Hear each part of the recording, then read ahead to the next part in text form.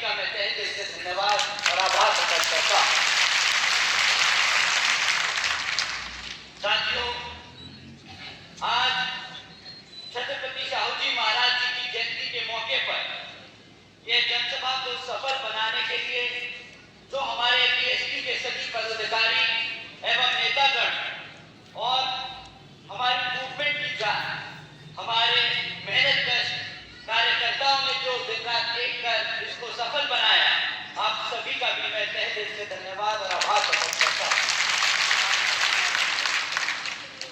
साथियों, आज छत्रपति शाहू जी महाराज जी की जयंती के मौके पर उनको शत शत नमन व अपार श्रद्धा सुमन अर्पित करता हूं। आप लोगों के बीच में कुछ जरूरी बातें रखने से पहले मैं अपने सभी संतों, गुरुओं व महापुरुषों में खासकर महात्मा ज्योतिबा फूले, छत्रपति शाहू जी महाराज, नारायण गुरु जी, बाबा साहब डॉक्टर भीमराव अम्बेडकर जी एवं मान्यवर साहब श्री काशीराम जी को नमन करता हूं। साथियों, मैं बहुजन समाज पार्टी की राष्ट्रीय अध्यक्ष व उत्तर प्रदेश की 4 बार रही मुख्यमंत्री एवं पूर्व सांसद आदरणीय बहन जी के नाम से लोकप्रिय बहन कुमारी मायावती जी का पूरे तहे दिल से आभार प्रकट करता हूं,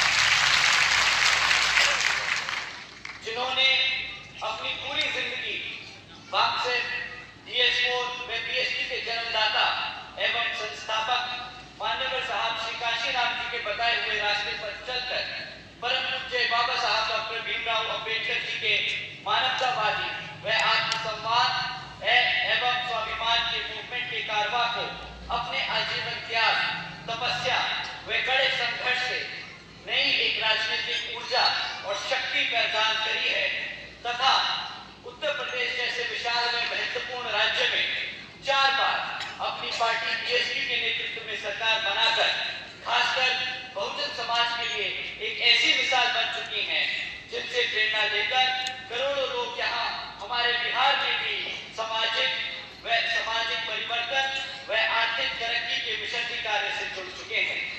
इतना ही नहीं बल्कि मैं खुद भी उनके इस नेतृत्व से प्रभावित होकर बीएसपी मूवमेंट से जुड़ा और उनके पद चिन्हों पर चलकर इस मिशनरी दायित्व, कर्तव्य व फर्ज को अपनी आखिरी सांस तक निभाने की पूरी कोशिश करता रहूंगा।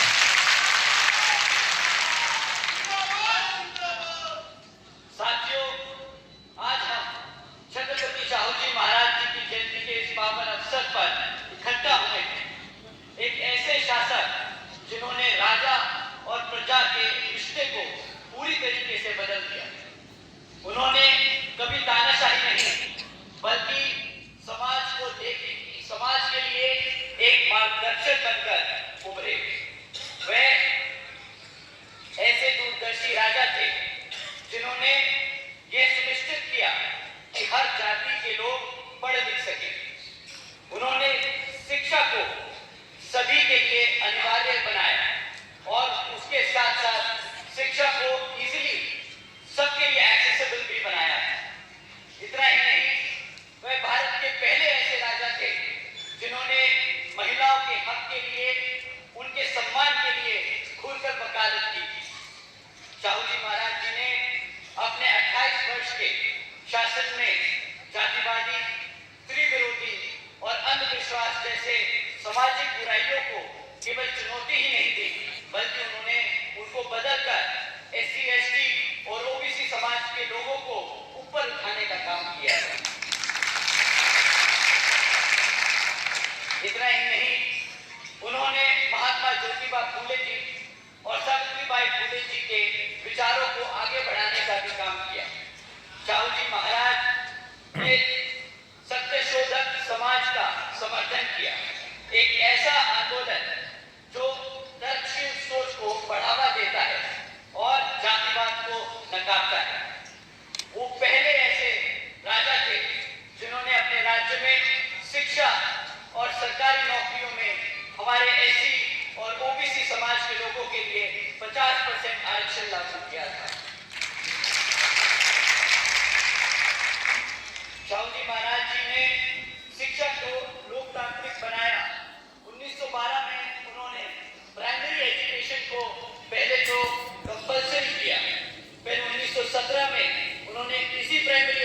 को मुफ्त में देने का काम किया। और फिर 1919 में उन्होंने एजुकेशन इंस्टीट्यूट में जातिगत भेदभाव को गैरकानूनी बनाया। साथियों, उन्होंने हर गांव में स्कूल खुलवाए, हमारे एससी और ओबीसी समाज के छात्रों के लिए स्कॉलरशिप भी चालू की और सभी जातियों के छात्रों के लिए निःशुल्क छात्रावास भी बनवाए। साथियों, उन्होंने हमारे बाबा साहब डॉक्टर भीमराव अंबेडकर जी की पढ़ाई का भी खर्चा उठाया। उन्होंने उनका समर्थन किया और पूरे देश को दिखाया कि एक राजा वही होता है जो पिछड़े दबे पिछड़ों के साथ खड़ा हो। साथियों, आज हम आरक्षण की बात करते हैं, सामाजिक परिवर्तन की बात करते हैं। उसकी जो पहली चिंगारी शाहू जी महाराज जी ने जलाई थी। और साथियों, आदरणीय बहन जी के नेतृत्व में जिस सामाजिक परिवर्तन की लहर आपने उत्तर प्रदेश में देखी, वह आप लहर बिहार में भी उतरेगी।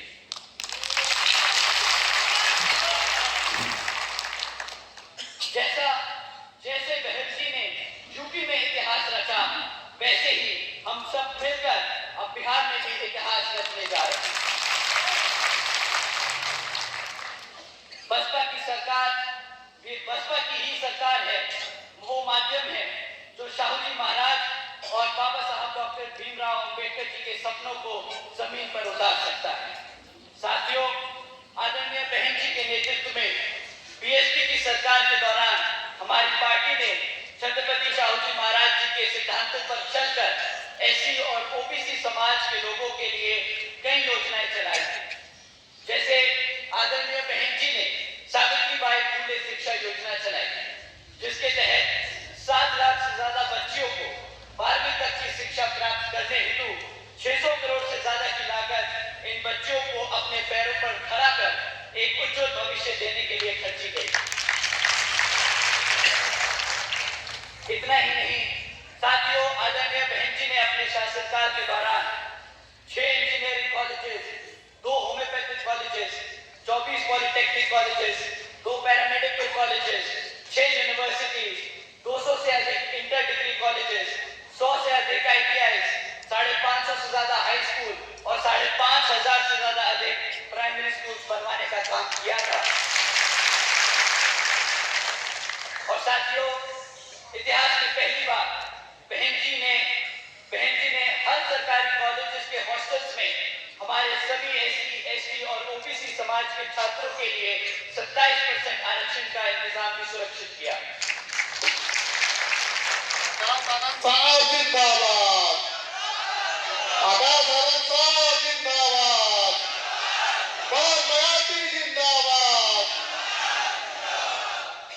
इतना ही नहीं साथियों, आदरणीय बहन कुमारी मायावती जी के शासनकाल में 90,000 से अधिक शिक्षकों को सरकारी नौकरी दी गई, 1 लाख से अधिक सफाई कर्मचारियों को भर्ती किया गया, 2 लाख से अधिक जवानों को पुलिस फोर्स में भर्ती किया गया। इतना ही नहीं, बल्कि बहन जी के शासनकाल के दौरान बसपा की सरकार ने कृषि एवं संबंधित कार्यों में मिनिमम वेजेस को 55 रुपए प्रतिदिन से बढ़ाकर 100 रुपए प्रतिदिन भी कर दिया था। और हमारे ओबीसी समाज के लोगों की क्रीमी लेयर की वार्षिक आय को 3 लाख रुपए से बढ़ाकर 5 लाख रुपए करने का भी काम किया था। साथ ही साथ बहन जी ने गन्ना खरीदने के दाम भी रातों रात दुगने कर दिए थे और किसानों को मुफ्त में बोरिंग और सस्ता बिजली का कनेक्शन दिलवाने का काम किया। साथियों, आदरणीय बहन जी ने 28,500 से ज्यादा अंबेडकर ग्रामों का विकास करवाया, जिसके तहत हमारे एससी, एसटी और पिछड़े जातियों के गांवों को पक्की सड़कें, साफ पानी, बिजली, प्राइमरी स्कूल्स और मेडिकल क्लिनिक्स की सुविधा प्राप्त कराई गई। आदरणीय बहन जी ने अपने शासनकाल के दौरान हमारे ओबीसी समाज के लिए मदरसा बोर्ड का भी गठन किया था। आदरणीय बहन जी ने बीएसपी की खेती के लिए जमीनों के 3-3 एकड़ के पट्टे उपलब्ध को उन जमीनों का मालिकाना हक भी दिलाया। साथियों, इस योजना के तहत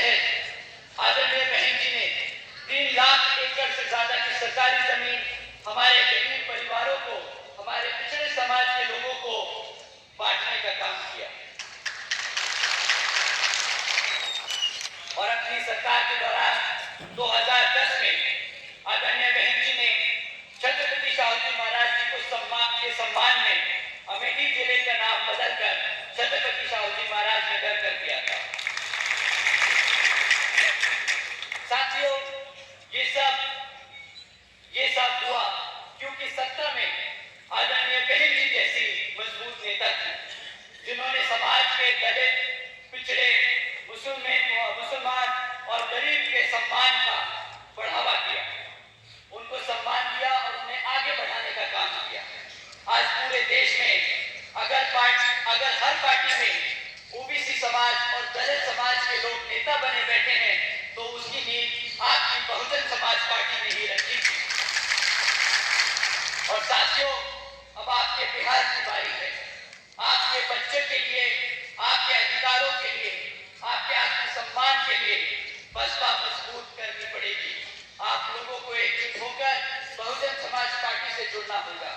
साथियों, बहन जी के गवर्नेंस मॉडल के तहत चलकर ही बहुजन समाज पार्टी की सरकार ने प्रदेश के एससी और ओबीसी समाज के साथ साथ सभी समाज के महापुरुषों को पूरा आदर सम्मान दिया और सभी समाज के लोगों को अपने पैरों पर खड़ा कर उनको स्वाभिमान से जीने का अधिकार दिलाया।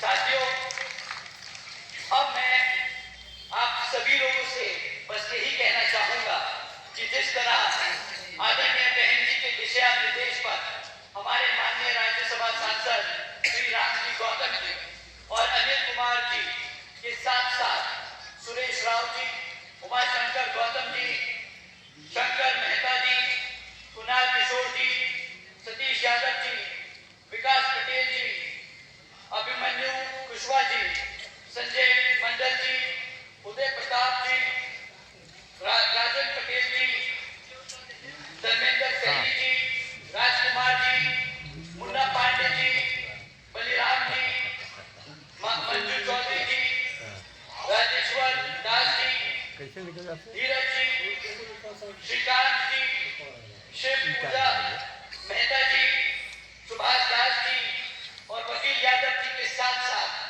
जितने भी तमाम नेतागण जो बहुजन समाज पार्टी के लोग दिन रात मेहनत कर मजबूत करने का काम कर रहे हैं, मैं आप लोगों से भी दरखास्त करूंगा कि आप भी सब एकजुट होकर बिहार के आने वाले आम चुनाव में पूरा बहुजन समाज पार्टी का साथ दीजिए। और साथियों,